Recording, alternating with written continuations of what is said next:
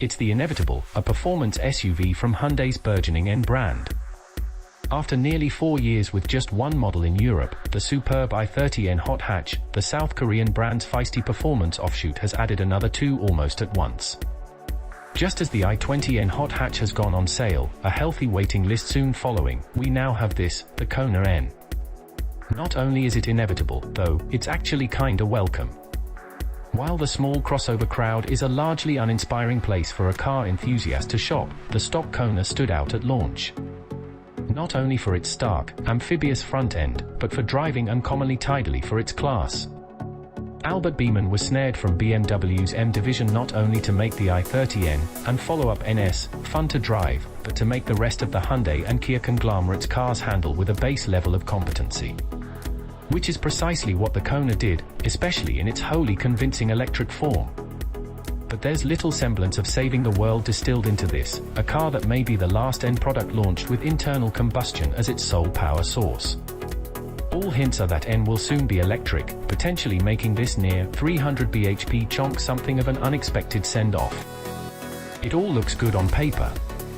The powertrain from the Hyundai i30N is squeezed into the slightly smaller, though 50 kilograms heavier, Kona, which means it stays front-wheel drive.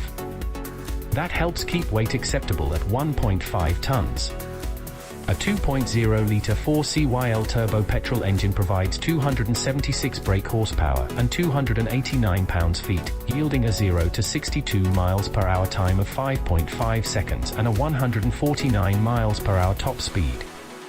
If you're buying into the SUV world for a pretensive off-roading nous, then supplementary to an N-honed stability control setup is a dial of sand, snow and hill descent modes which you'll almost certainly never use.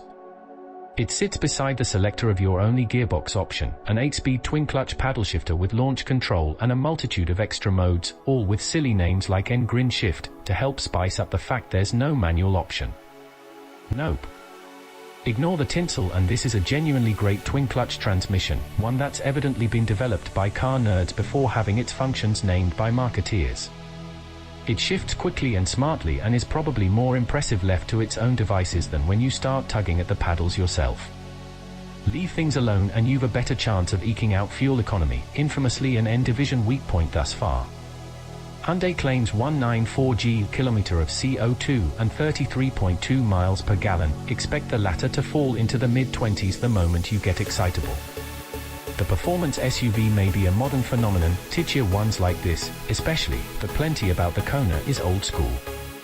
Turning the escape off really does turn it off and there's a traditional manual handbrake.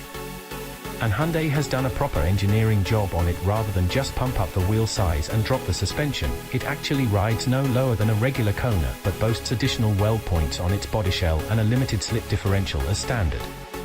Oh, and it completed 489 development laps, equating to 6,308 miles, of you know where to properly earn that N on the back. It's a proper job. While we can expect future N-division cars to be electric, and perhaps hydrogen-powered, it's currently providing an antidote to swelling technology by making rapscallion little cars like this, cars that draw their driver into mischief with little persuasion. Just with all of the active safety tech a family SUV needs a simple button press away. It's joyously silly. And if you can cope with mildly insatiable thirst and a firm ride, it ought to be more than capable of handling everyday life too. Most fun small performance crossover on sale may sound like faint praise, but it's a title true of the Kona N either way. In essence, this is an i30N hot hatch that's had its wheelbase shortened and its center of gravity nudged up. And it drives just as the recipe suggests, an already roguish character is now even more cartoonish. The DCT gearbox is a sophisticated item, and with 8 nicely stacked ratios, you can potter along quietly and cruise at 2,000 PM should you wish. But the powertrain is always gagging to really let loose, and this is a car that falls easily out of its shackles as soon as you start stiffening its suspension or loosening its stability control. There's a mobile rear end should you lift off the throttle or brake exuberantly into a turn. It's a right old laugh without ever giving you the scaries. It's like a boisterous little puppy scurrying across the lino into the kitchen, with no malice to its excitement whatsoever. If this all sounds like an irrelevance, then consider that its innate sense of humor really shows up the studious side of its mostly VW Group rivals.